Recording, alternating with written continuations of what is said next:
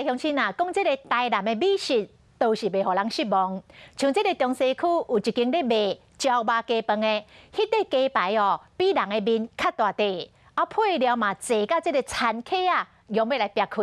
安尼一粒便当只要65块。另外，伫个永康区有一档炒饭的。18尾虾啊，已经8壳啊哦，就直接放伫个炒饭的面顶，大概是小补小落小济买。炒饭放真侪只虾啊，互面上看到脆烂杂杂的。粒粒粒的炒饭加虾啊，用米火落去拌炒，香讲香。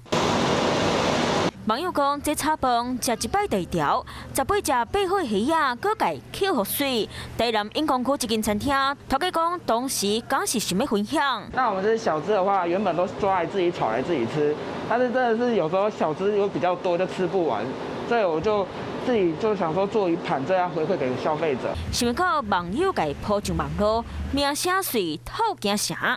就是一打开就是哇，觉得很惊艳。虾炒饭，互人客食虾啊，食个真满足。另外，个网友拢真小介大鸡排，甲鸡排落去油鼎煎，每一块拢真甲酥酥脆脆。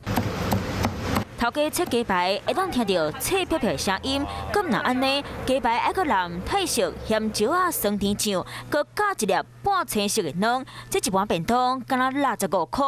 便宜又大，便宜又大。你一个65块，你这便当头要65个。